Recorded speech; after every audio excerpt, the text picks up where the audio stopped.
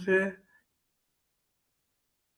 परमेश्वर की स्तुति आराधना करने एवं परमेश्वर के वचन से सीखने के लिए पुनः इकट्ठे हुए हैं। आपस में एक दूसरे से प्रेम, मसीही प्रेम को बढ़ाने के लिए हम ये मीटिंग में शामिल होते हैं। तो आप सबका स्वागत करता हूं मैं।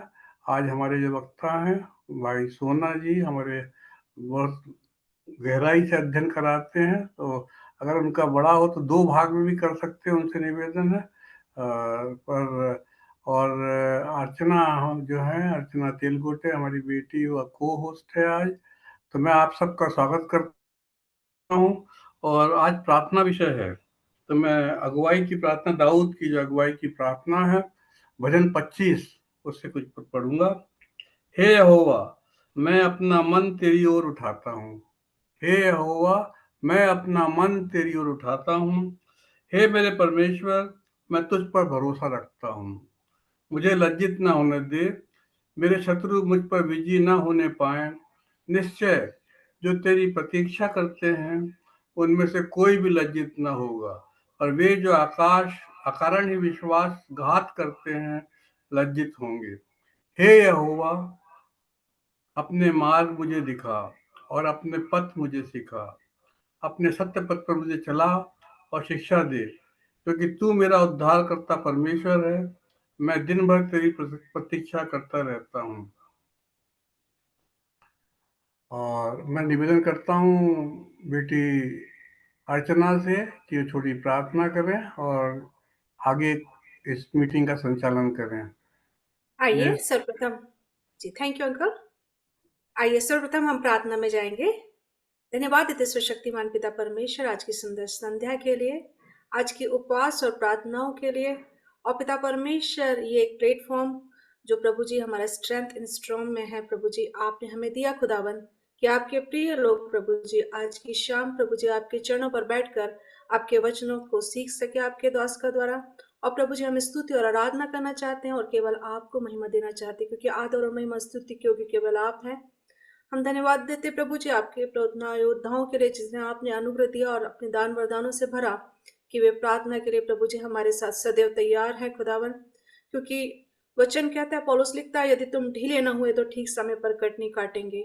हाँ प्रभु जी, आपने स्वयं कहा कि तुम प्रार्थना करो कि परमेश्वर मजदूरों को भेज दे, क्योंकि खेत तो पक चुके हैं और मजदूर थोड़े हैं।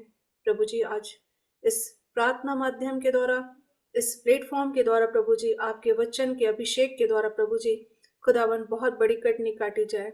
धन्यवाद देते प्रभु जी, आपका वचन कहता है कि सुबह भी अपना बीच भी और शाम को भी अपने हाथ को ना रुक रख। प्रभु जी आपके दास ने प्रभु जी बड़ी ईमानदारी से खुदावन मेहनत की है, और हमारे मध्य में प्रभु जी आपके जीवित कलाम को वह स्वयं ईश्वर से आपको लेकर हमारे बीच में है। इसलिए सारी बातों में आपको महिमा देना चाहते हैं। पवित्र आत्मा जी आगे समय में हमारी अगुवाई करिएगा। धन्यवाद के साथ प्रार्थना उद्धार करता यीशु नासरी के नाम से मांगते हैं, आमीन। आमीन। आप सभी को जय मसीह की। आज का 31 October end of the month, हम धन्यवाद देंगे परमेश्वर को कि परमेश्वर ने इस महीने भर हमें संभाल के रखा है, और केवल 2 महीने बचे हैं जबकि हम क्रिसमस मनाने जा रहे हैं। और हम जानते हैं कि जैसे यीशु मसीह का प्रथम आगमन हुआ, वैसे ही यीशु मसीह हमारे लिए पास दोबारा फिर से हमें लेने आने वाले हैं। और मैं आज स्तुति और आराधना के लिए सर्वप्रथम आशमा सोना मैडम को इनवाइट करती हूँ, और उसके बाद मैडम जस्टिना आशेर भी हमारे मध्य में आज आराधना करने पाएंगी। परमेश्वर चाहता है कि उसके भजन करने वाले आत्मा और सच्चाई से भजन करें, वैसे भजन करने वालों को ढूंढता है। और परमेश्वर ने अपने अद्भुत वरदान आशमा मैडम को दिए हैं। हम उनका स्वागत करते हैं हमारे मध्य में, कि वे परमेश्वर की आराधना करने पाएंगी। मैडम स्वागत है आपका। थैंक यू सो मच सुंदर इंट्रोडक्शन के लिए। और मैं प्रभु के अनुग्रह के लिए ये गीत, प्रभु के महिमा के लिए ये गीत गाने जा रही हूँ। मैं सोचती हूँ आप लोगों को आता भी होगा। गाऊंगा मैं तेरे ही गीत, हे यीशु तू है महान। गाऊंगा मैं तेरे ही गीत, हे यीशु तू है महान। तेरा ही नाम मेरे मसीह, लेता हूँ सुबह और शाम। गाऊंगा मैं तेरे गीत, हे ईशु तू है महान, तेरा ही नाम मेरे मसीह, लेता हूँ सुबह और शाम। जब मैं गुनाहों में पड़ा, तेरे प्रेम से मैं दूर था, तेरे सन्मुख आने के लायक मैं कदापि योग्य न था। जब मैं गुनाहों में पड़ा, तेरे प्रेम से मैं दूर था, तेरे सन्मुख आने के लायक मैं कदापि योग्य न था, पर तू ही मेरा सहारा बना, अपने पास मुझे बुलाया, इसलिए मसीहा होठों से अपनी स्तुति तेरी करूंगा, गाऊंगा मैं तेरे ही गीत, यीशु तू है महान, तेरा ही नाम मेरे मसीह, लेता हूँ सुबह और शाम। तेरी अनुग्रह तेरी दया को कैसे भूलूं मैं मसीह, मेरे श्राप को तूने हटा कर खुद श्रापित बना मसीह, तेरे अनुग्रह तेरी दया को कैसे भूलूं मैं मसीह, मेरे श्राप को तूने हटा कर खुद श्रापित बना मसीह, तूने क्रूस पर लहू बहा कर मुझे पापों से शुद्ध किया, मेरे आंसुओं को पोंछ कर सारे दुख दूर किया, तो गाऊंगा मैं तेरे ही गीत, यीशु तू है महान, तेरा ही नाम मेरे मसीह, लेता हूँ सुबह और शाम, गाऊंगा मैं तेरे ही गीत, यीशु तू है महान, तेरा ही नाम मेरे मसीह, लेता हूँ सुबह और शाम, लेता हूँ सुबह और शाम, लेता हूँ सुबह और शाम। Thank you. Praise the Lord. Thank you ma'am. जैसे परमेश्वर दाऊद की बड़ाई करते हुए शामुएल से कहता है दाऊद के विषय में कि मुझे एक मनुष्य मेरे मन के अनुसार मिल गया है, और दाऊद को परमेश्वर इसलिए प्रसन्न करता था क्योंकि वो परमेश्वर की आराधना दिन रात करता रहता। आपको भी परमेश्वर कहता है कि बेटी आशमा तो मेरे दिल के अनुसार मेरे मन के अनुसार मुझे मिल गई है। आप भी दाऊद के समान हर काम परमेश्वर से पूछ के करें और उसके कोई भी काम नहीं रुके, उसने कोई युद्ध नहीं हारा जीवन में, और परमेश्वर ने उससे वायदा किया कि तेरा पूर्वज तेरे वंश जो है सदैव सदैव गद्दी पर विराजमान रहेंगे। परमेश्वर अद्भुत आशीषों को आपके जीवन में निरंतर खोलते रहे और आपको आशीषित करते रहे। आइए हम और आराधना में जाएंगे, और मैं जस्टिना मैडम को इनवाइट करूंगी। नहीं है शायद। ठीक है मैम, जस्टिना आप हैं, एक बार कॉल करके देख लेते हैं। ओके ठीक है, नहीं जो आगे बढ़ जाइए, आगे जी नहीं जी, थैंक यू मैम। अगर आसमा मैडम और एक गाना वर्शिप कर सकती हैं तो वेलकम है। मैं एक बहुत ही अपने प्रिय गीत, बहुत ही मेरे close to my heart song है, वो गाऊंगी। It is based on Paul's verse in Philippians, I guess. जीना मेरे लिए मसीह है और मर जाना लाभ. For me to live is Christ, and to die is gain. तो ये प्रैक्टिस में बहुत समय से नहीं है, फिर भी मैं I'll try. जीना मेरा मसीहा है, मरना उसको पाना है. जीना मेरा मसीहा है, मरना उसको पाना है. हर एक धड़कन उसकी है, हर सांस उसकी महिमा है. जीना मेरा मसीहा है, मरना उसको पाना है. ये जिंदगी क्या इस जहां में जैसे हवा का झोंका, कल थी जो वो आज नहीं है, संसार है जीने का धोखा. ये जिंदगी क्या इस जहां में जैसे हवा का झोंका, जो थी कल वो आज नहीं है, संसार है जीने का धोखा.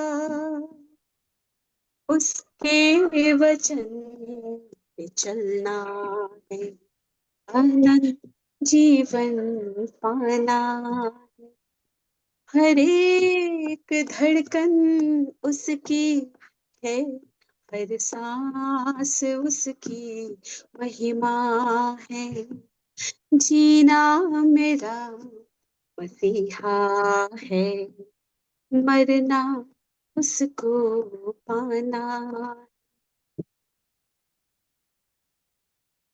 जिंदा हूँ जब तक इस जहां में, शैतान से लड़ती रहूंगी. तन से अगर मैं मर भी गई तो यीशु में फिर जी उठूंगी. जिंदा हूँ जब तक इस जहां में, शैतान से लड़ती रहूंगी. तन से अगर मैं मर भी गई तो यीशु में फिर जी उठूंगी. उसके संग जाना स्वर्ग के जीवन पाना है. हर एक धड़कन उसकी है, हर सांस उसकी महिमा है. जीना मेरा मसीहा है, मरना उसको पाना है. मरना उसको पाना है, मरना उसको पाना है. Hallelujah. Thank you. The Lord. बहुत ही सुंदर मैम. परमेश्वर आपकी इस भक्ति के साथ साथ आपकी इस प्रार्थना और इस आराधना को ग्रहण करे. अद्भुत आशीषों का सोता निरंतर आपके हृदय को आनंदित करता रहे और आप एक उमड़ता हुआ सोता बन जाए. आइए हम इसके बाद के क्रम में जाएंगे और हम बाइबल अध्ययन में जाएंगे. आज जो हमारे लिए रखा हुआ है मनन का पाठ जो है वो पहला इतिहास उसका 4वां अध्याय 9वीं और 10वीं आयत है. और इसके साथ ही प्रार्थना में भी मैं कल्पना मैडम से रिक्वेस्ट करूंगी कि वो हमें अगुवाई करेंगे. पहले बाइबल अध्ययन कर लेंगे, उसके बाद प्रार्थना करेंगे विशेषकर वचन के लिए और हमारे प्रार्थना योद्धाओं के लिए और हमारे स्पीकर के लिए प्रार्थना में अगुवाई करेंगी. जी, जय आज मसीह की. ये जो वचन है वो हमें मिलता है पहला इतिहास 4 उसका 9वां और 10वां पद. यहाँ इस प्रकार लिखा है, और याबेस अपने भाइयों से अधिक प्रतिष्ठित हुआ और उसकी माता ने यह कहकर उसका नाम याबेस रखा कि मैंने इसे पीड़ित होकर उत्पन्न किया। और याबेस ने इस्राएल के परमेश्वर को यह कहकर पुकारा कि भला होता कि तू मुझे सचमुच आशीष देता और मेरा देश बढ़ाता और तेरा हाथ मेरे साथ रहता, और तू मुझे बुराई से ऐसा बचा रखना कि मैं उससे पीड़ित न होता, और जो कुछ उसने मांगा वह परमेश्वर ने उसे दिया। अंतिम भाग में फिर से पढ़ूंगी। और जो कुछ उसने मांगा वह परमेश्वर ने उसे दिया। आइए हम प्रार्थना करें। हे महान सामर्थ्य प्रेमी पिता परमेश्वर, एक बार फिर इसी संध्या के समय हम सब तेरे अनुग्रह के सिंहासन के सामने एकत्रित हैं। पिता, धन्यवाद देते हैं कि तूने हम में से प्रत्येक को जीवन दिया, जीवन की उत्तम आशीषों से परिपूर्ण किया, और हमको ये मौका प्रदान किया कि हम तेरे वचन का अध्ययन कर सकते हैं। सचमुच में पिता, कितना सुंदर वचन है जो तू आज हम में से प्रत्येक को देना चाहता है। याबेस के समान हम भी तुझसे प्रार्थना करते हैं प्रभु जी कि तू हमेशा हमारे साथ रहना, हमको बहुतायत से आशीषित करना, तेरा हाथ हर समय हमारे साथ में बना रहे। इस दुनिया में शैतान की सारी परीक्षाओं से लड़ने के लिए, उन पर जयवंत होने के लिए तेरा सामर्थी हाथ हमेशा हमारी अगुवाई करता रहे, और हम शैतान की हर परीक्षाओं पर जयवंत होने वाले हो सकें। और प्रभु जी, तेरा वचन सत्य है, और हम जानते हैं प्रभु जी कि परमेश्वर ने याबेस को मुंह मांगा वरदान दिया। आज हमारी इसी प्रार्थना मीटिंग में जितने सदस्य अपने अपने मनों में तुझसे प्रार्थनाएं कर रहे हैं प्रभु जी, हरेक पर तू ऐसा अनुग्रह करना कि तेरी ही ओर से हरेक को मुंह मांगा वरदान मिल सके। हे पिता परमेश्वर, हम तुझसे विनती करते हैं वचन के सेवक के लिए, जिन्होंने बड़े बोझ के साथ इस सुंदर वचन को लिया है, और ये हम सबों के लिए एक प्रेरणादायक वचन है प्रभु जी। हम सबों को हिम्मत देने वाला वचन है कि हमारे सामने चाहे शैतान कैसी भी दुख, बीमारी, परेशानियां, मुसीबतें क्यों न लाए, तेरा वचन हर समय हमारी अगुवाई करेगा। तेरा सामर्थी हाथ हर समय हमारे हाथ को पकड़कर कहेगा, मत डर, इधर उधर मत ताक, क्योंकि मैं तेरा परमेश्वर यहोवा हूं। मैं तुझे दृढ़ करूंगा और अपने दाहिने हाथ से तुझे संभाले रहूंगा। हम में से प्रत्येक को ऐसा अनुग्रह देना प्रभु जी कि हम तेरे द्वारा संभाले जाएं। आगे के समय को हम तेरे सामर्थी हाथ में सौंपते हैं प्रभु जी, कि वचन का मनन करना तुझको महिमा देने का कारण हो सके।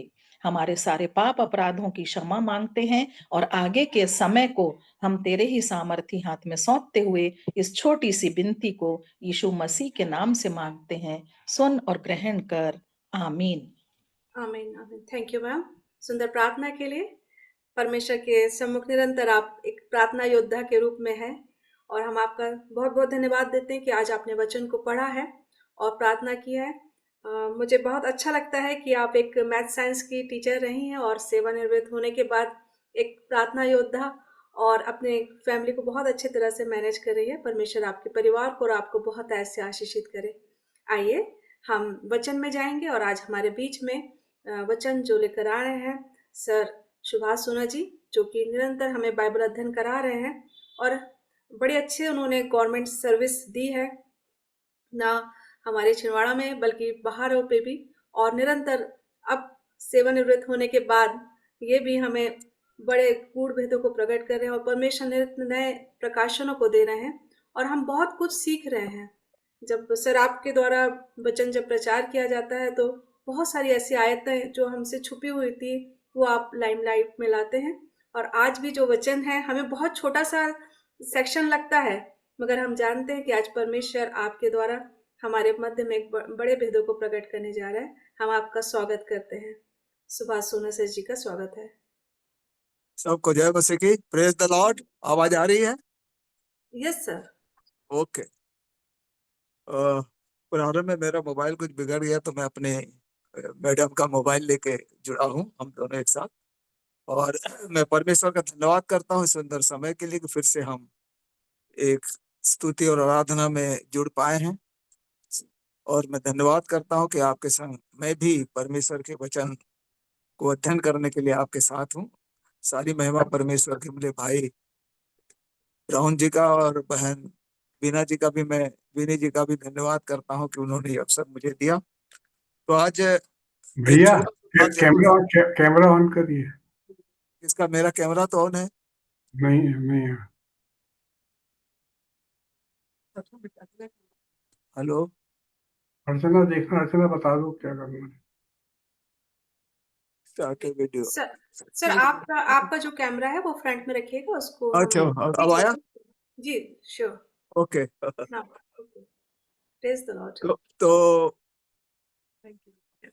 आज जो मनन का हमने विषय रखा है, बहुत छोटे से 2 पद हैं, परंतु इन पदों में बहुत सारी बातें हैं। और जब मैं इसको पढ़ रहा था तो पूरा बाइबल मेरे सामने आई कि प्रार्थना जो है हमारे लिए कितना महत्व रखता है।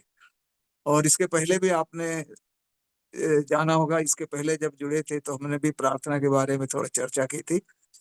ये जो मत्ती रचित सुसमाचार उसके 6 अध्याय के 5 से 15 में, जिसमें हमने सीखा था यीशु मसीह की शिक्षा प्रार्थना के विषय में कि हमें कैसे प्रार्थना करना चाहिए, कैसे नहीं करना चाहिए, और प्रभु की प्रार्थना हमारे लिए किस प्रकार एक मॉडल है कि हम उस मॉडल के अनुसार अपनी प्रार्थना करें।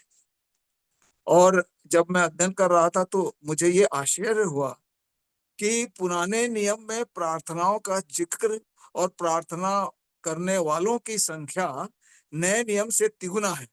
मैंने कैलकुलेट किया था तो पाया कि नए नियम से बढ़कर पुराने नियम में प्रार्थनाओं के बारे में वर्णन है और करीब करीब 3 गुना ज्यादा है। तो ऐसा क्यों? तो मुझको ये जो वचन से आगाही मिली, मैं ये कहूंगा कि लोगों ने जब परमेश्वर आदम हवा सबको बनाया, परमेश्वर उनसे बातचीत करता था, तो ये बात मुझे मालूम हुई कि मनुष्य के जीवन में प्रार्थना कैसे प्रारंभ, उनके जीवन में प्रारंभ कैसे हुआ। और यदि हम उसको जानेंगे तो आज हम ये भी पाएंगे कि हमारे जीवन में भी प्रार्थना वैसे ही प्रारंभ हो सकता है। यदि आज कई लोग प्रार्थना नहीं कर पा रहे हैं या नहीं कर रहे हैं, तो यदि पुराने नियम के उस भाग को देखेंगे तो उसके अनुसार यदि वो भी बात करेंगे तो उनके जीवन भी प्रार्थना में हो जाएगा प्रारंभ। तो अब जानते हैं कि आदम और हवा से परमेश्वर बात करता था, यानी पुराने नियम में हम जानते हैं, इब्रानियों 1 में लिखा भी है 1 में कि पूर्व युग में परमेश्वर लोगों से बात करता था, विभिन्न भविष्यवक्ताओं के द्वारा, आत्मा के द्वारा, स्वप्न के द्वारा, यानी परमेश्वर लोगों से बात करता था। वो आदम से बात किया, हवा से बात किया, कैन से भी बात किया, हाबिल से बात किया, ऐसा और जितने भी लोग हैं सबसे बात कर रहा है। और हम जानते हैं कि कैन ने जब अपने भाई का घात किया, उसके बाद शेत पैदा हुआ, और शेत के बाद शेत से एनोश पैदा हुआ। इस अर्थात एनोश जो है आदम की तीसरी पीढ़ी में है। अर्थात जब एनोश पैदा हुआ तो बाइबल में लिखा है कि उस समय से लोग प्रार्थना करना प्रारंभ किए। यदि आप उत्पत्ति उसका 4 अध्याय पद 26 को पढ़ेंगे, उत्पत्ति उसका 4 अध्याय 26 पद को, शेत की भी एक पुत्र उत्पन्न हुआ। हाँ। और उसने उसका नाम एनोश रखा। उसी समय से लोग यहोवा से प्रार्थना करने लगे। अब जब इस पद पर मैं मनन कर रहा था तो एक बात परमेश्वर ने इस बात को मेरे अंदर डाला कि उत्पत्ति 4:26 में लिखा है कि प्रार्थना करना प्रारंभ की, और पूरे मलाकी तक आप पढ़ेंगे तो कहीं भी ऐसा नहीं लिखा है कि डायरेक्टली, जैसे परमेश्वर बहुत सी बातों को करने के लिए आज्ञा देता है, ये करो ये ना करो, प्रार्थना के संबंध में परमेश्वर का कोई स्पष्ट निर्देश या कोई स्पष्ट आज्ञा नहीं है। पुराने नियम में आप नहीं पाएंगे। व्यक्तिगत रीति से लोगों को, अब्राहम को बोला कि अबीमेलेक के लिए प्रार्थना कर, अयूब को बोला कि अपने मित्रों के लिए प्रार्थना कर। इस तरह एक व्यक्तिगत रीति से प्रार्थना की बात जरूर हुई, परंतु एक आज्ञा के रूप में कहीं भी परमेश्वर ने लोगों से ये नहीं कहा कि तुम प्रार्थना करो। जब ये बात आई तो हमको ये भी सोचना पड़ेगा कि जब परमेश्वर ने स्पष्ट रूप से लोगों को नहीं बोला कि प्रार्थना करो, जैसे कैन और हाबिल के लिए भी मैं अभी क्योंकि प्रार्थना इसलिए कैन और हाबिल की परमेश्वर ने भेंट के लिए भी नहीं बोला था, परंतु उन्होंने लाया। तो ये क्यों? ये सवाल हमारे अंदर आएगा कि जब परमेश्वर बोला ही नहीं है कि हम हमें प्रार्थना करो, तो इतने प्रारंभ से आदम के बाद जब तीसरी पीढ़ी आ गई तो लोग प्रार्थना करना चालू कर दिए। तो इसका जो जवाब है, आप पौलुस हमको नए नियम में देता है।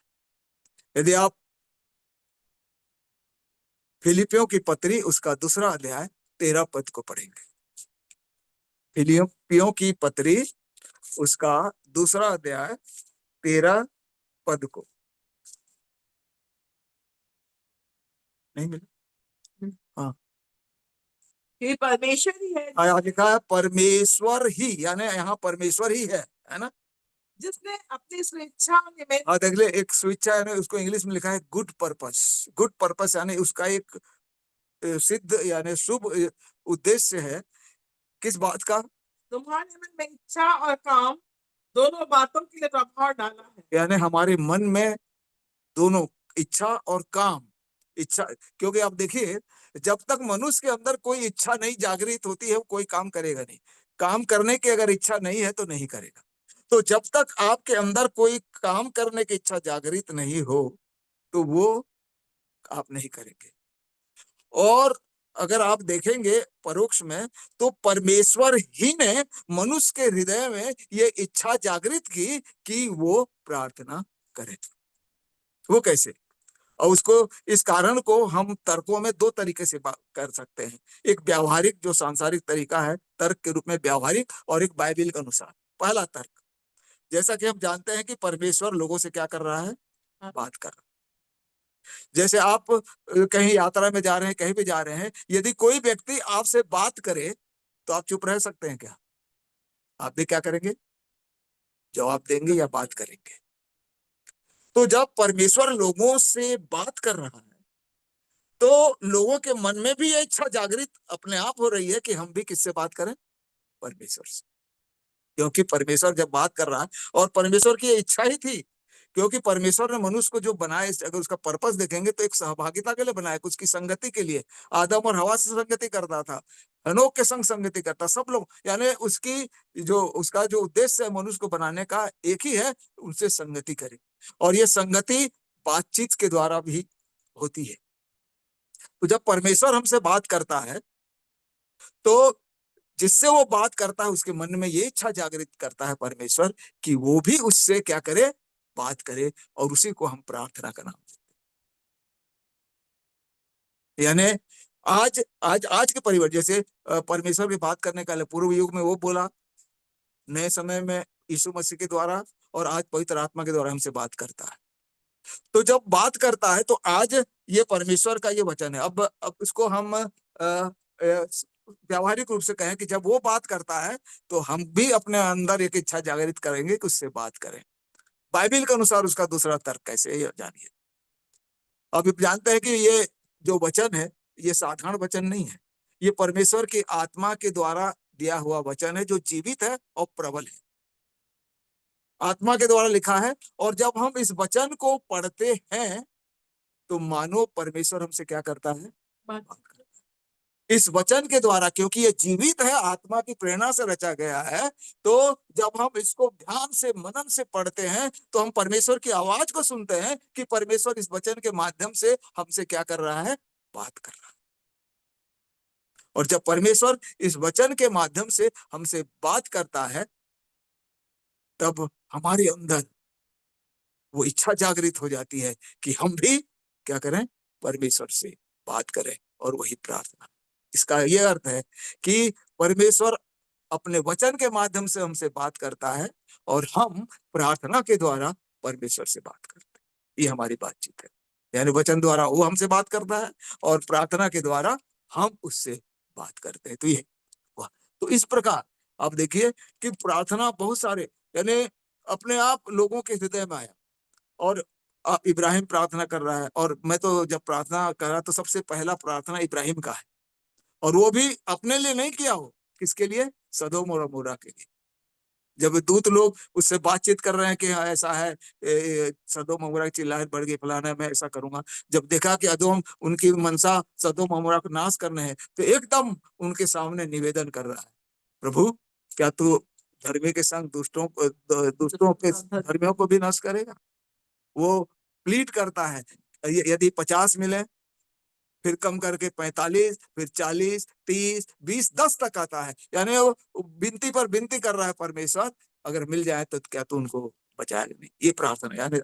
और इब्राहिम जो है शुरू से परमेश्वर से अच्छे से प्रार्थना करना बहुत, उसी प्रकार हम पूरा देखेंगे दाऊद प्रार्थना करना, मूसा की भी प्रार्थना देखिए, वो स्वयं के लिए कभी नहीं किया है, मैक्सिमम उसकी प्रार्थना इसराइलियों के लिए रही है, मध्यस्थता जिसको हम कहते हैं दूसरों के लिए। और आज हम इस प्रार्थना में भी देखेंगे कि इसमें भी एक मध्यस्थता की बात है, इसमें भी वो इस परमेश्वर की सिखाई हुई, यीशु मसीह की सिखाई हुई सिद्धांत की बात है।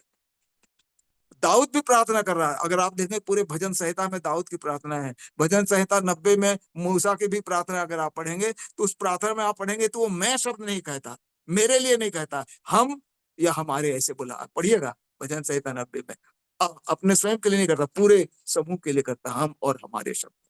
और इसी प्रकार पूरा बाइबल इन प्रार्थनाओं से, इसहाक, याकूब और सारे लोग जितने भी हैं सब प्रार्थना कर रहे हैं, उनके बारे में लिखा है। इसहाक भी अपने पत्नी के लिए प्रार्थना किया, गर्भवती होने के लिए। ये तो आप पढ़िए पूरे नियम में। और हिजकिय्याह राजा भी प्रार्थना किया, यहोशापात ने किया, दानियेल, सबकी प्रार्थना है। और ये इसलिए हुआ कि वो परमेश्वर उनसे बात किया और उसके प्रत्युत्तर में ये उनसे बात कर रहे हैं। और इसका सबसे बेस्ट एग्जाम्पल हमको एक नया नियम में मिलता है।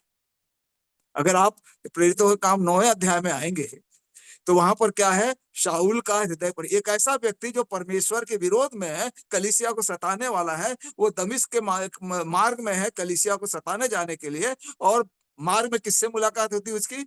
यीशु से। और उसे उससे क्या करता है? बात करता है, हे शाऊल तू मुझे क्यों सताता? एक बात होती है, उतनी ही नहीं और भी बात होती है। शाऊल जमीन पर गिरता है, आत्मा बिहाता है और 3 दिन तक वो अंधा रहता है। परंतु जब उसकी मुलाकात, उसका एनकाउंटर भी बोल सकते हैं, उसकी मुलाकात मुठभेड़ यीशु मसीह से होती है, उसकी बातचीत होती है, उसका हृदय ही नहीं परिवर्तन होता है, परंतु उसके अंदर उस बातचीत के कारण प्रार्थना करने की प्रवृत्ति जागृत होती है। यदि आप 9वें अध्याय के 10 और 11 पद को पढ़ेंगे, प्रेरितों का काम उसके 9वां अध्याय 10, और वहां हनन्याह को प्रभु आत्मा में बात कर रहा है कि जा, पढ़िए जल्दी।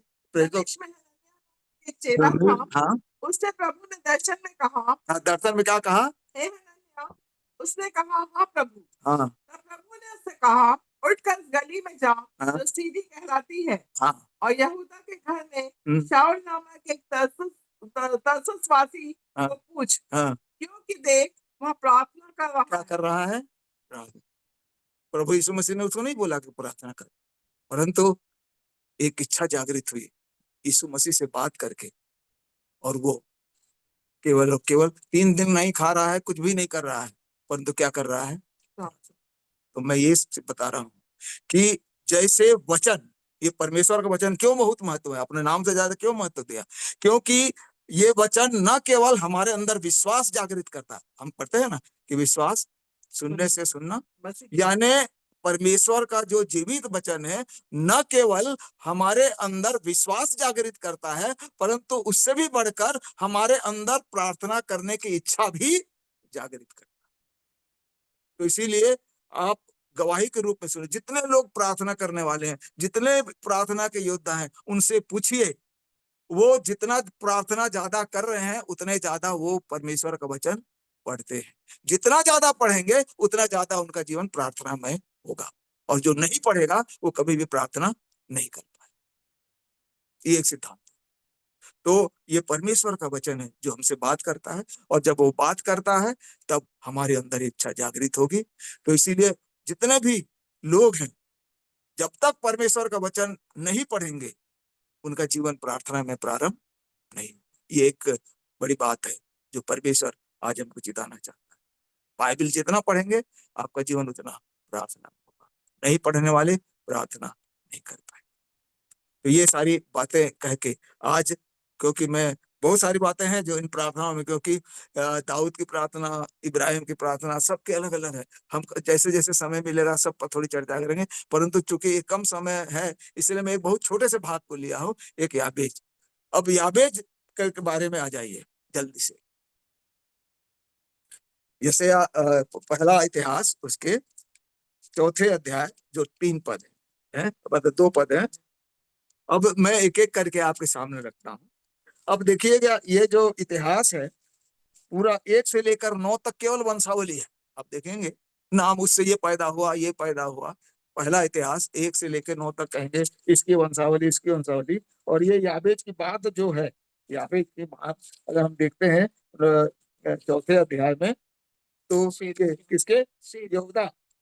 4 अध्याय जो है किसके वंशावली की बात कर रहा है, यहूदा। इससे ये पैदा हुआ, क्योंकि ये वंशावली यीशु मसीह से जोड़ने के लिए कही गई है। तो ऐसा हुआ, इससे ये पैदा हुआ। परंतु एक अद्भुत बात ये पाएंगे कि जब याबेज की तरफ चले जाते हैं तो याबेज किससे पैदा हुआ ये नहीं लिखा, ये किसका पुत्र है ये भी नहीं लिखा। और जो मैं तो कहता हूँ पवित्र आत्मा जब ये बाइबल लिख रहा है तो उसको उसके माँ बाप से ज्यादा महत्व उसकी प्रार्थना पर है। तो वो किसका बेटा है, कौन है, उसकी आइडेंटिटी उसके माँ बाप से नहीं, परंतु उसकी आइडेंटिटी इन 2 बातों से, प्रार्थना, और इसीलिए लिखा है। सबसे पहले क्या लिखा है, अब देखिए ना, अब इतना इतना पैदा हुए, उससे उत्पन्न हुए। जैसे 8वें पद के कोष से अनूब और शोबा उत्पन्न हुए, और उसके वंश में हारून के पुत्र हरलेल के कुल भी उत्पन्न हुए, और एकदम आ रहा है याबेज। कौन कहाँ से है ये नहीं मालूम, कुछ विशेष बात है। और विशेष बात यह है कि लिखा है याबेज अपने भाइयों से अधिक प्रतिष्ठित हो। कुछ बात है जिसके कारण वो प्रतिष्ठित हुआ है। और प्रतिष्ठित शब्द को परिभाषित या समझाने के लिए बहुत डिटेल है बाइबल में कि परमेश्वर किसको प्रतिष्ठित करता है। Honourable, who is honourable in the site of God, ये हमारे लिए सोचने की बात है। कुछ कुछ उदाहरण आप अगर देखेंगे तो शामुएल आदर योग्य, यानी ऑनरेबल या प्रतिष्ठित यानी आदर योग्य। जब उसके बारे में बात होती है, शाऊल और उसका नौकर गधे की चोरी के बाद जाते हैं, तो वो एक बात कहता है कि शामुएल एक आदर योग्य। यदि आप पहला शामुएल 9:6 को पढ़ेंगे, पहला शामुएल 9:6, तो क्या बात बोल रहा है वो, उसका दास, शाऊल का दास। पहला शामुएल उसका 9 अध्याय 6 पद। उसने उससे कहा, सुन, इस नगर में परमेश्वर का एक जन है जिसका बड़ा आदरमान होता है, प्रतिष्ठित है ना। वो सामुएल के लिए बोल रहा है बस। हाँ बोलो। और जो कुछ वह कहता है वह पूरा हुए बिना नहीं रहता। यानी परमेश्वर की ओर से प्रतिष्ठित है। यहाँ याबेज भी प्रतिष्ठित हो रहा है, और जो कुछ वो मांग रहा है परमेश्वर उसे दे रहा है, क्योंकि उसकी दृष्टि में वो क्या है, प्रतिष्ठित है। किसी खास बात, क्यों प्रतिष्ठित है, क्योंकि प्रारंभ से परमेश्वर के लिए प्रति समर्पित है शमूएल, उसकी सेवा में और सब कुछ। तो प्रतिष्ठित परमेश्वर किसको करता है, जो उसके आज्ञा के अनुसार, जो अपने आप को पूरी रीति से परमेश्वर के प्रति समर्पित होता है, उसकी इच्छा के अनुसार करता है और उसका भय मानता है। यानी बहुत सारे ऐसे गुण हैं। उसी प्रकार दाऊद को भी प्रतिष्ठित कहा गया है। यानी पहला सामुएल उसका 22 अध्याय 14 पद में, पहला सामुएल उसका 22 अध्याय 14 पद। अहीमेलेक ने राजा को उत्तर देकर कहा, तेरे समस्त कर्मचारियों में दाऊद के तुल्य विश्वास योग्य कौन है? वह तो राजा का दामाद है और तेरी राजसभा में उपस्थित हुआ करता और तेरे परिवार में प्रतिष्ठित है। क्या है? प्रतिष्ठित है। क्यों प्रतिष्ठित है? आप देखिए, दाऊद को मिलाकर 8 भाई, परंतु परमेश्वर ने किसको चुना? क्यों? क्योंकि वो उसके मन के लायक है। जानता है कि दाऊद मेरे मन के लायक है, समर्पित व्यक्ति है, सेवा करेगा, और इसीलिए उसने दाऊद को भी 8 भाइयों में क्या बनाया? प्रतिष्ठित। आपने और भी पढ़े होंगे कि 12 भाइयों में यूसुफ क्या हुआ? प्रतिष्ठित, ऐसे बहुत सारे हैं। तो आज याबेस में भी कुछ ऐसी बात है जिसके कारण वो क्या है, प्रतिष्ठित है। यद्यपि अगर हम आगे जाएंगे तो कुछ नेगेटिव बातें उसके जीवन में क्या है, देखिए। और उसकी माता ने यह कहकर उसका नाम क्या रखा, याबेश रखा। मैंने इसे पीड़ित होकर क्या क्या है, उत्पन्न किया। ध्यान दीजिए, याबेज यानी JABEZ, जाबेज ये हिब्रू नेम है। और हिब्रू नेम जाबेज का जो अर्थ है इंग्लिश में लिखा है कॉजेस पेन या मेक सॉरोफुल, यानी दुख देता है या पीड़ा उत्पन्न करता है, यानी पीड़ा उत्पन्न करने वाला व्यक्ति। क्योंकि अब जाबेज में स्टार देखे होंगे, फुटनोट में क्या लिखा है, पीड़ा शब्द है। यानी जाबेज एक पीड़ा है, एक दर्द है। क्यों उसका नाम पीड़ा यानी जाबेज रखा उसकी माँ ने, क्योंकि उसको अत्यधिक पीड़ा के साथ उसने क्या किया था, उत्पन्न किया। और अगर आप बाइबल में देखेंगे क्या कहते हैं उत्पत्ति 3:16 में, तो गर्भवती या बच्चा जनने की पीड़ा परमेश्वर की ओर से श्राप के रूप में मिली, यानी पीड़ा होना ही है। यानी बच्चे जन्म आसानी से नहीं होते, एक पीड़ा होना है। एक श्राप के रूप में हवा यानी स्त्री को मिला कि तू पीड़ा के साथ क्या करेगी, बच्चे उत्पन्न करेगी। और ये होता ही है कि पीड़ा के साथ वो उसको क्या करते हैं, जन्म क्या कहते हैं हुआ। परंतु अब अगर आप देखेंगे कि एक यीशु मसीह ने लोगों के चेलों से कहा था यूहन्ना 16:20 में, क्या है, तुम्हारा शोक किस में बदल जाएगा, आनंद।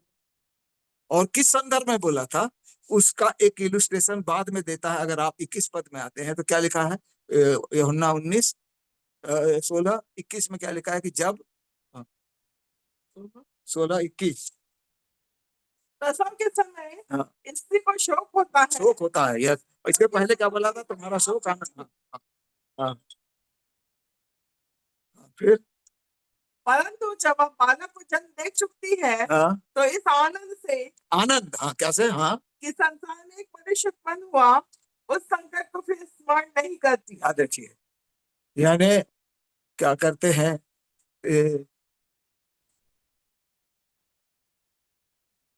कि पीड़ा होना जरूरी है। और जब पीड़ा होती है तो हर माँ उस पीड़ा को बदल जाता है, वो पीड़ा उसके आनंद में बदल जाता है। क्यों, क्योंकि उसे एक बच्चा मिलता है। परंतु याबेस के साथ ऐसा नहीं है। उसकी माँ आनंद तो होना चाहिए परंतु उस पीड़ा को नहीं भूल पाए, क्योंकि बहुत ही ज्यादा अत्यधिक, यानी वो sharp, that curse was so intensive. यानी इसको इंग्लिश में गए कि परमेश्वर का श्राप उसके पैदा होने में इतना जोरावर था, इतना प्रबल था कि उसकी माँ उस तकलीफ को भूल नहीं पाई, और उसके कारण उसका नाम क्या रख दी, याबेस।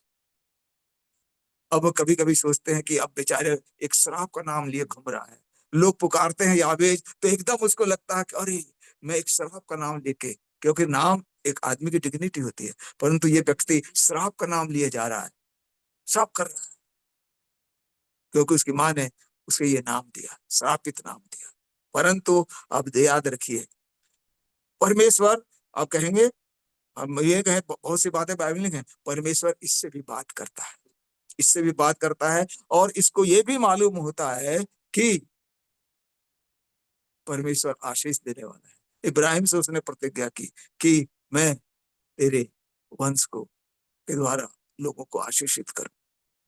और ये सब जानते हुए कि परमेश्वर श्राप को आशीष में बदलने वाला है, इसलिए वो प्रार्थना, उसकी प्रार्थना की 4 मांग है। देखिए, पहला मांग क्या है, भला होता कि तू मुझे आशीष देता।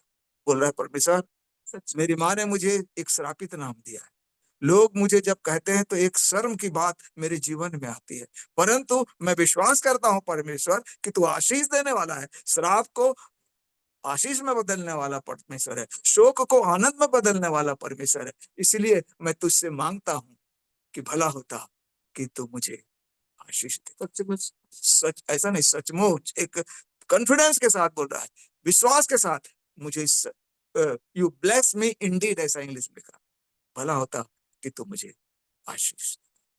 और ये इसलिए क्योंकि अगर आप पढ़ेंगे तो इब्राहिम के साथ ये प्रतिज्ञा की गई थी। यदि आप 22 अध्याय में आप पढ़ेंगे 18 पद में, तो इस परीक्षा में उत्तीर्ण होने के कारण इब्राहिम को परमेश्वर क्या बोलता है कि तेरे वंश, पृथ्वी के सारे कुल तेरे वंश के कारण अपने को क्या कहेंगे? धन्य कहेंगे। धन्य, blessed, they will call themselves blessed कहेंगे, धन्य कहेंगे। वंश बोलता है। और ये वंश को और भी अधिक अगर जाएंगे तो प्रेरितों का काम उसके 3 अध्याय के 25 पद में समझाया गया है। प्रेरितों के काम उसके 3 अध्याय के 25, जो इब्राहिम को कहा तेरे वंश के कारण लोग आशीषित होंगे या ब्लेसेड कहलाएंगे, कैसे? प्रेरितों के काम उसका 3 अध्याय 25 पद। तुम भविष्यवक्ताओं की संतान और उस वाचा के भागी हो जो परमेश्वर ने बाप दादों से बांधी, जब उसने इब्राहिम से कहा तेरे वंश, देखिए तेरे वंश के द्वारा, इंग्लिश में लगा है तेरे, योर ऑफ स्प्रिंग, यानी यहाँ सिंगुलर है, प्लूरल नहीं है। तेरे वंशों का नहीं बोला है, तेरे वंश के द्वारा। और इसको और ज्यादा क्लियर अगर आप समझेंगे तो गलतियों की पत्र उसके 3 अध्याय के 16 पद में ये वंश क्या है? तेरे वंश के कारण आशीष हो। हाँ, गलतियों उसका 3 अध्याय 16 पद। गलतियों की पत्री उसका 3 अध्याय 16 पद। अतः प्रतिज्ञा अब्राहम को और उसके वंश को दी गई है ना। वह यह नहीं कहता वंशों को, वंशों यानी प्लूरल नहीं, क्या बोलता है? वंश को।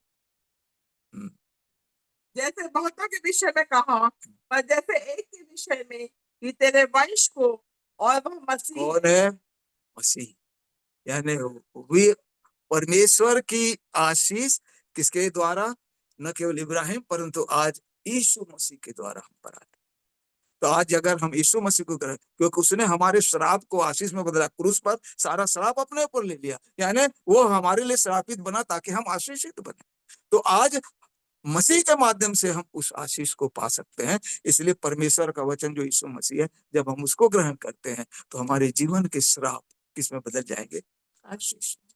और वही एक प्रार्थना कर रहा है कि भला होता कि तू मुझे आशीष देता। आज हमारी भी प्रार्थना, परमेश्वर तेरा धन्यवाद हो कि तूने यीशु मसीह को दिया कि वो जो श्राप हम पर आया था उसके कारण वो हमसे दूर हो जाए और हम किसके? आशीष के भागी। और आप पढ़ेंगे कि परमेश्वर ने सुना। दूसरी प्रार्थना देखिए बहुत डिटेल है, परंतु मैं कम समय के कारण जल्दी से 5 मिनट में समाप्त करूंगा। फिर क्या लिखा है आगे? मेरे देश को बढ़ाता लिखा है। यहाँ पर देश शब्द का जो अनुवाद है थोड़ा गड़बड़ है। वहाँ इंग्लिश में लिखा है एनलार्ज माय टेरिटरी लिखा है। क्या लिखा है? टेरी यानी सीमा। तो इसको मैं इतना कहूँ कि टेरिटरी, सीमा को बढ़ाना का ये अर्थ, ये मध्यस्थता की बात है कि आज मेरी जो बातें हैं, जो मेरी जो प्रतिष्ठा है यहाँ तक सीमित न रहे, परंतु वो और भी लोगों तक जाए। तू जो मुझे आशीष दे रहा है वो आशीष मुझ तक न रहे, वो आशीष और भी लोगों तक पहुंचे। उसकी सीमा क्या को बढ़े, ये मतलब। और भी बहुत सारी उस सीमा से मतलब है, परंतु आपको समझाने के लिए कि आज जब हम मांगते हैं तो अपने लिए ही नहीं मांगे, परंतु जब हम परमेश्वर से मांगते हैं तो परमेश्वर यदि वो दे तो हम उसका साझा दूसरों के साथ भी करें। वो आशीष हम तक सीमित न रहे, परंतु आशीष कहां तक? दूसरों तक भी पहुंचे। ये हमारी मांग होनी चाहिए। ये कह रहा है कि मेरी सीमा को बढ़ाता। और उसके बाद तीसरा, तेरा हाथ साथ रहता। अब ये तो सब जानते हैं, हाथ किसी का हाथ किसी के ऊपर है तो उसका क्या अर्थ है? बाइबल में है अगर परमेश्वर का हाथ है, यानी परमेश्वर का हाथ यानी उसका प्रोटेक्शन, उसकी सामर्थ, उसकी आशीष, उसकी उपस्थिति, बहुत सारी बातें, उसकी दया, उसका मार्गदर्शन, यानी उसका हाथ अगर है तो सब कुछ है। प्रोटेक्शन है, सुरक्षा है, आशीष है, उसका साथ है, वो हमारा फेवर करेगा, वो उस हाथ के कारण हमको सब कुछ मिलेगा। यानी अगर उसका हाथ है तो हम सब कुछ पा लेते। और यदि हम जितने भी चीज मांगे और यदि परमेश्वर का हाथ ना हो तो सब क्या है? यानी हमको ये बोला कि और परमेश्वर का हाथ मेरे ऊपर है, यानी पूरी रीति से हम उसके अधीन हो जाएं। परमेश्वर चाहता है कि हम उसके हाथ के नीचे हो और जब उसके नीचे होंगे तब सारी बातें हमारी जो है वो परमेश्वर अपनी इच्छा के अनुसार पूरी करेगा। तो उसने कहा कि तेरा हाथ मेरे ऊपर, सुरक्षा, शत्रु से बचाने की। भजन संहिता में बहुत सारी बातें हाथ के ऊपर उसके बोल गया, पढ़िएगा। तो आज हमारी भी प्रार्थना होनी चाहिए इसके समान कि परमेश्वर मुझको तेरे हाथ की जरूरत है। जब तक तेरी सामर्थ, तेरी आशीष, तेरे सुरक्षा मेरे जीवन में नहीं होगी, मेरे जो आशीष सब बेकार है, ये सब कुछ। तो इसने कहा कि तेरा हाथ मेरे ऊपर। और उसी प्रकार आखिर में कहा तू मुझे बुराई से बचा रखता कि मैं पीड़ित फिर ना होता, मैंने पीड़ा जो मेरे नाम से पीड़ा है वो हमेशा हमेशा के लिए। अब जानते हैं ये प्रार्थना, जानते हैं जब परमेश्वर आशीष देता है जैसे अय्यूब को दिया, सबको देता है, जब लोग आते हैं तो शैतान दुष्ट पीछे लग जाता है, परीक्षा लगाता है। बुराई, बुराई यानी दुष्ट है। यीशु मसीह ने भी प्रार्थना जब की, यूहन्ना 17 उसकी एक बड़ी प्रार्थना है, कभी आप पढ़ेंगे उस प्रार्थना में भी कई 4 चीजों की इसमें मांग है। तो उसमें एक बड़ी मांग यह है कि तू उन्हें दुष्ट से या बुराई से, 17-15 में है, यानी यूहन्ना 17-15 में कहा, मैं ये नहीं चाहता कि तू उनको जगत में उठा ले, परंतु चाहता है कि तू उनको किससे, उस दुष्ट से यानी बुराई से। मैं और हाँ बोली पढ़े। मैं यह विनती नहीं करता कि तुमने जगत से उठा ले, परंतु यह कि उन्हें उस दुष्ट से बचाए रख।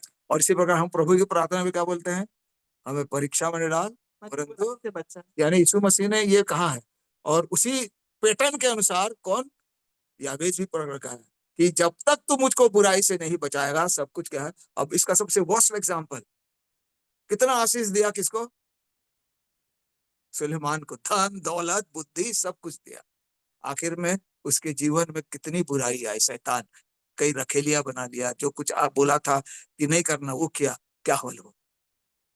तो अगर बुराई से अगर नहीं बचेंगे तो सारी आशीषें, सारी चीजें सब व्यर्थ, जैसे सुलेमान के जीवन। तो इसलिए ये भी कह रहा है कि भला होता कि तू मुझे बुराई से बचा, क्योंकि बुराई अगर आ गई तो उससे बढ़कर कोई पीड़ा नहीं, बहुत पीड़ा। तो आज ये जो पैटर्न है याबेस की, हमारे जैसे हमारी भी होनी चाहिए कि हम परमेश्वर से आशीष मांगे और वो आशीष हम तक सीमित ना हो। आज कलीसियाएं एक आइसोलेटेड, देखिए मैं जब बहुत जगह जाता हूँ पाता हूँ सीएनआई, मेथोडिस्ट, लूथरन, ये बैप्टिस्ट, ये एक आइसोलेशन सीमा बनी हुई, उस सीमा से बाहर लोग नहीं जा रहे हैं। आज हमको उस सीमा से, वो भी हमारा व्यक्ति है, हम सब तक एक दूसरे से पहुंच करना, बिल्कुल मिलजुल कर रहना, कोई सीमा नहीं होनी, सबकी सीमा बढ़नी चाहिए, हम आइसोलेटेड ना हो। आशीष है बांटे, अब तक सीमित रहे, परमेश्वर का हाथ हमारे ऊपर, और जब परमेश्वर का हाथ हमारे ऊपर होगा सब कुछ होगा, और वो बुराई से अगर बच गए तो सब कुछ ठीक है। तो आज हमने इस सारांश में सीखा कि प्रार्थना हमारे जीवन के लिए बहुत है। क्यों? क्योंकि प्रार्थना के बारे में नए नियम में, देखो पुराने नियम में तो नहीं है, परंतु नए नियम में हम पढ़ेंगे तो 15 बार यीशु मसीह ने प्रार्थना करो कहा है, और पौलुस 12 बार बोला है प्रार्थना में लगे रहो। रोमियो 12 में क्या लगा है, आशा में रहे, क्लेश में स्थिर रहो, प्रार्थना में लगे। इफिसियों 6:18 में क्या लिखता है कि हर समय और हर जगह आत्मा में प्रार्थना, यानी इस तरह 12 बार पौलुस ने कहा। क्यों? ये बहुत इंपॉर्टेंट है। परमेश्वर हमारे अंदर ये प्रार्थना तभी जागृत करेगा जब हम उसके वचन को पढ़ेंगे, दिन रात परमेश्वर के वचन पढ़ें। इसीलिए तो कहा है कि ये जो व्यवस्था विवरण में इसलिए नहीं कहा कि तू चलते बैठते उठते इसकी चर्चा, यानी फैमिली प्रेयर बहुत जरूरी है। अगर हम घर में अपने वचन को नहीं पढ़ते, नहीं सीख रहे हैं, बच्चों को नहीं सिखा रहे हैं, तो उनके जीवन में प्रार्थना आएगा नहीं। इसीलिए लिखा है कि बैठते लेटते उठते इसकी चर्चा कर, नहीं कर रहे। तो आज हमारे लिए ये सबक है कि परमेश्वर का वचन न केवल हम पढ़ें, बच्चों को भी पढ़ाएं, और जितना ज्यादा पढ़ेंगे परमेश्वर उतना ज्यादा को प्रार्थना का जीवन देगा। परमेश्वर ने वचनों के द्वारा थैंक यू सर, रियली बहुत ही ब्लेस्ड वचन था आज का, और एक प्रार्थना योद्धा के रूप में मैंने भी बहुत कुछ आज सीखा है। और परमेश्वर का धन्यवाद हो कि इन दिनों परमेश्वर हमसे प्रार्थना की जब सेवकाई चाहता है, और उसी माध्यम में परमेश्वर ने आपको हमारे मध्य में बहुत अच्छी तरह से इस्तेमाल किया। आज हमने सीखा कि किस तरह याबेश ने अपने 4 पॉइंट्स को लेकर प्रार्थना किया, कि भला होता परमेश्वर तू मुझे आशीष देता, मेरी सीमाओं को बढ़ाता, मुझे बुराई से बचाए रखता। और इस प्रकार से हमने सीखा कि जितना ज़्यादा हम वचन को पढ़ेंगे उतना ज़्यादा हम प्रार्थना करेंगे, और हमारा प्रार्थना को उत्तर देने वाला परमेश्वर विश्वास योग्य हो। जैसे उसने आशीष मांगी, हमने सीखा कि उसने यीशु मसीह को मांगा। हम भी अपने जीवन में निरंतर यीशु मसीह को मांगते हैं कि हम प्रार्थना कर सके। यीशु मसीह कहते हैं कि तुम क्या एक घड़ी भी प्रार्थना नहीं कर सके? यदि प्रार्थना करोगे तो परीक्षा में नहीं पड़ोगे। आने वाले समय बहुत ही कठिन और क्लेश काल का है। तो आज फिर से आपके द्वारा हम उत्साहित हुए हैं, और जैसे आपने प्रतिष्ठित वर्ड का मीनिंग हमें बताया, आपके बोलने में इतनी गहराई थी कि समझ में आया कि परमेश्वर कितना, किसी वचन को, अगर किसी बात को किसी को कह रहा है तो कितना गहराई है। मैं आपके लिए यशायाह 43 उसकी 4 आयत जहाँ पर लिखा है कि तू मेरे लिए अनमोल है और मेरी दृष्टि में प्रतिष्ठित ठहरा है, इस वचन को हम सब की तरफ से आपको हम गिफ्ट देते हैं कि परमेश्वर इस वचन के द्वारा आपको आशीषित करे और निरंतर अपनी सेवा और महिमा के लिए और अपने भेदों को प्रकट करते हुए इसी तरह इस्तेमाल करते रहे। आइए हम प्रार्थना में जाएंगे। हमारी जो प्रार्थना योद्धा है अनिमिका मंडल मैडम, ये हमारी रेगुलर प्रार्थना योद्धा हैं जो कि प्रतिभोर निरंतर कलीसियाओं के लिए और हमारे मध्य में समय असमय प्रार्थना के रूप में तैयार रहती हैं। मैडम, आपसे रिक्वेस्ट है कि आप अपना कैमरा ऑन कर लीजिएगा और प्रार्थना करिएगा, विशेषकर इस समय वचन के लिए कि आज जो वचन बोया गया है और भी अधिक प्रार्थना योद्धा खड़े हों ताकि परमेश्वर की इससे प्रार्थना करने के लिए और मध्यस्थ का प्रार्थना करने के लिए बहुत तैयार हो। विशेषकर मौसम के लिए प्रार्थना करिएगा इस समय जबकि निरंतर बारिश हो रही है और हम जानते हैं कि ये किसानों के लिए हानिप्रद है। और आने वाले दिनों में लगातार 2 महीने हमारे छिंदवाड़ा में मध्य और नागपुर महाराष्ट्र और जगह जगह पर कन्वेंशन हो रहे हैं। उस कन्वेंशन के लिए विशेष प्रार्थना करिएगा मैडम कि परमेश्वर मौसम को अनुकूल बनाए रखे और इस कन्वेंशन के द्वारा परमेश्वर एक बड़ी भारी बेदारी और बहुत सारे लोगों की आत्माओं को बचाए, चंगाई दे। इस विषय के लिए हम सब मिलकर भी आपके साथ प्रार्थना कर रहे हैं। तो हमारी जो अगुवाई कर रही हैं अनामिका मंडल मैडम, आपका स्वागत है मैम। Ji, thank you. आइए हम प्रार्थना में जाएंगे। सारी आशीषों के देने वाले खुदावन बाप, एक बार फिर से आपकी अद्भुत उपस्थिति के लिए, आपके अनुग्रह के लिए, आपकी दया के लिए, आपकी क्षमा के लिए प्यारे प्रभु जी, जब हम सब भाई बहन एक मन होकर, एक चित होकर आपके चरणों के निकट बैठे हैं पिता, सारा आदर और सारी महिमा, सारी तारीफ और सारी प्रशंसा सिर्फ अपने जीवते परमेश्वर को देते हैं। धन्यवाद और धन्यवाद देते हैं प्यारे प्रभु कि आपने इस सुंदर ग्रुप के माध्यम से आपने अद्भुत रीति से आज हमसे बात की है प्यारे प्रभु जी। सचमुच प्यारे प्रभु, अब धन्य परमेश्वर है, आप अत्यंत महान परमेश्वर है पिता, और आप अपने जो आप हमसे बोलना चाहते हैं प्यारे प्रभु, अपने बच्चों के द्वारा अपनी बात को हम तक पहुंचाते हैं पिता। सचमुच प्यारे प्रभु, किस तरह से आपका धन्यवाद किया जाए, किस तरह से आपका गुणगान किया जाए प्यारे प्रभु, शब्द नहीं है प्यारे प्रभु। आप इतने अच्छे परमेश्वर हैं, आप इतना प्यार करने वाले परमेश्वर हैं पिता। हम सिर्फ और सिर्फ आपका धन्यवाद और धन्यवाद कर सकते हैं प्यारे प्रभु जी। हम धन्यवादित होते हैं जब माह के अंतिम दिन में प्यारे प्रभु हम सब भाई बहन मिलकर आपके चरणों के निकट बैठे हैं। माह भर के सुंदर आशीषों के लिए भी हम आपका धन्यवाद देते हैं कि आपने अद्भुत रीति से हमें संभाला है। प्रतिदिन आपने हमें नींद से जगाया है प्यारे प्रभु जी, जीवतों के मध्य में रखा है, सुंदर स्वास्थ्य दिया है, प्रसन्नता दी है। हम सारी बातों के लिए आपका धन्यवाद देते हैं। आने वाले नवंबर माह में भी प्यारे प्रभु आपकी अद्भुत उपस्थिति को अपने जीवनों के लिए चाहते हैं। आज के सुंदर मीटिंग के संचालन के लिए हम अपने ब्राउन सर और मैम को धन्यवाद देते हैं प्यारे प्रभु कि उन्होंने एक अच्छे प्रबंध को हमारे बीच में रखा है, और अपनी बहन अर्चना तेलगोटे के लिए धन्यवादित होते हैं कि एक अच्छे संचालन के द्वारा प्यारे प्रभु आज की मीटिंग हमारे बीच में हो पा रही है प्यारे प्रभु जी। हम धन्यवादित होते हैं अपनी बहन आसमा के लिए जिन्होंने आत्मा में भरकर सुंदर स्तुति के गीत गाए हैं। सचमुच प्यारे प्रभु जी, आपने अद्भुत रीति से अपनी बेटी को इस बात के लिए तैयार किया है। हम धन्यवाद और धन्यवाद देते हैं। चांद मैम के लिए भी हम धन्यवादित होते हैं। उन्होंने सुंदर रीति से वचन को हमारे मध्य में पढ़ा है प्यारे प्रभु जी, और सुंदर प्रार्थना हमारे लिए की है प्यारे प्रभु जी। हम अपने भाई के लिए धन्यवादित होते हैं, सर के लिए, सोना सर के लिए, कि आपने अपने बेटे को अद्भुत रीति से आज हमारे लिए तैयार किया था प्यारे प्रभु जी, जिनके द्वारा प्यारे प्रभु आज हमने प्रार्थना के विषय में अद्भुत बातों को सीखा।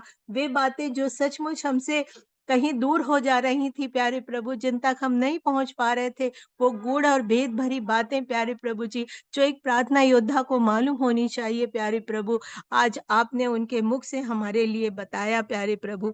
हमने इस बात को बहुत अच्छी तरह से जाना और माना है पिता, कि परमेश्वर का वचन जीवित और आत्मा में भरकर लिखा गया है, और जब हम वचन को पढ़ते हैं तो हम प्रार्थना में आगे बढ़ते जाते हैं, क्योंकि प्रार्थना के द्वारा ही हम अपने परमेश्वर से बातचीत करते हैं। हम धन्यवाद और धन्यवाद देते हैं प्यारे प्रभु जी, आपने यावेस को लेकर प्यारे प्रभु जी हमें बहुत सुंदर मार्गदर्शन दिया है प्यारे प्रभु जी। आज के वचन के द्वारा हम आपका धन्यवाद देते हैं कि किस प्रकार उसने आपसे आशीष मांगी, और प्यारे प्रभु जी, और आपने हमारे यीशु मसीह के द्वारा जिस प्रकार हमारे सारे श्राप को दूर किया है प्यारे प्रभु जी, उसके लहू के द्वारा जैसे हम शुद्ध और पवित्र हुए हैं प्यारे प्रभु जी, उसी प्रकार प्यारे प्रभु जी आपने यावेस के जीवन से हमें सिखाया है कि हमें कैसी प्रार्थना करनी चाहिए। हमारी प्रार्थना सिर्फ हमारे तक ही नहीं होनी चाहिए, परंतु हम उसे दूसरों तक बांटने पाए। हमारी आशीषें प्यारे प्रभु जी ऐसा हमारे साथ होने दीजिए। हम धन्यवादित होते हैं पिता, कि आप हमारे साथ बने रहते हैं, आपका हाथ हमारे साथ है, और जब आप हमारे साथ बने हैं पिता, जब आपका हाथ हमारे साथ है, हमें किसी भी बात की कोई चिंता नहीं है। हम आपका धन्यवाद और धन्यवाद देते हैं पिता।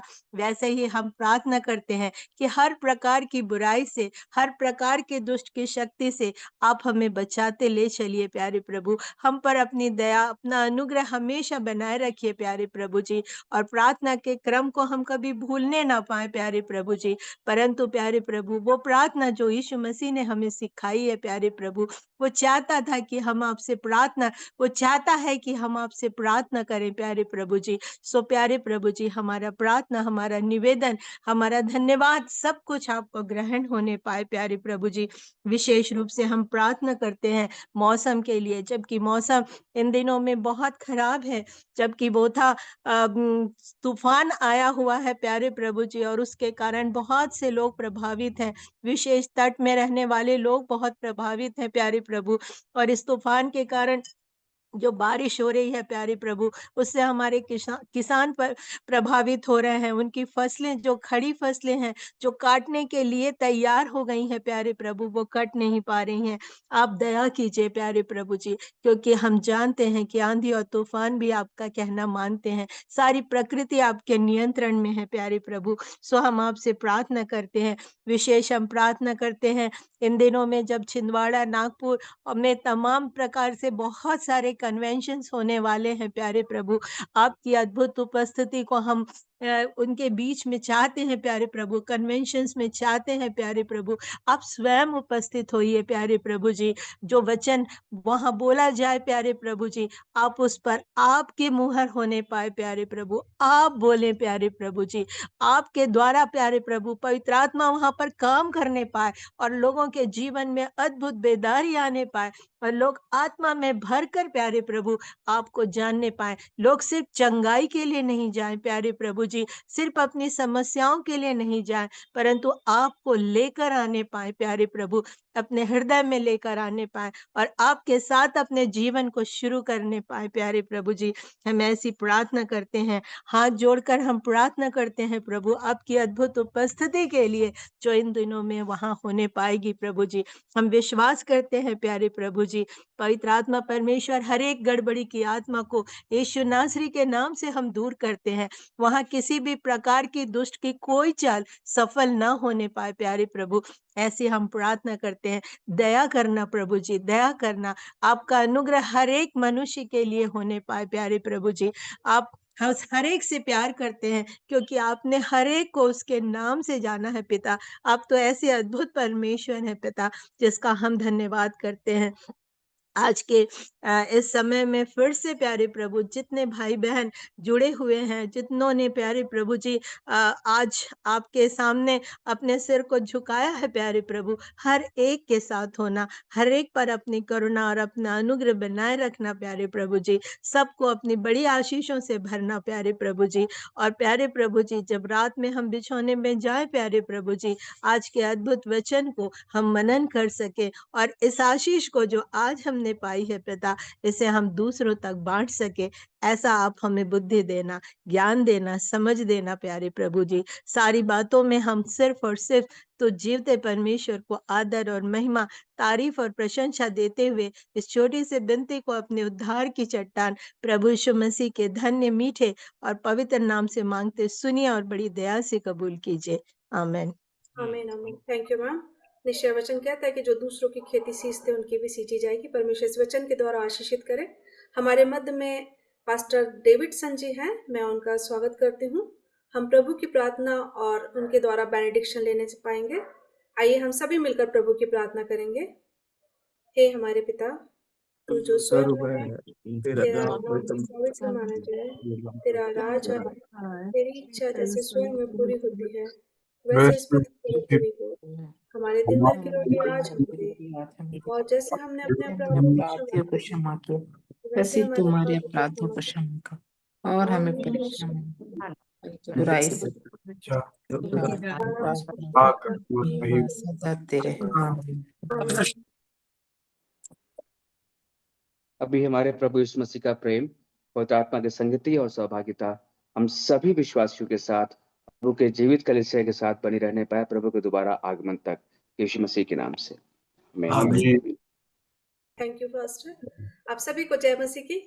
जय परमेश्वर सप्ताह भर आपको जय संभाल मसीह की, और एक नए जय महीने मसीह में की। कराए। सब अपना कैंप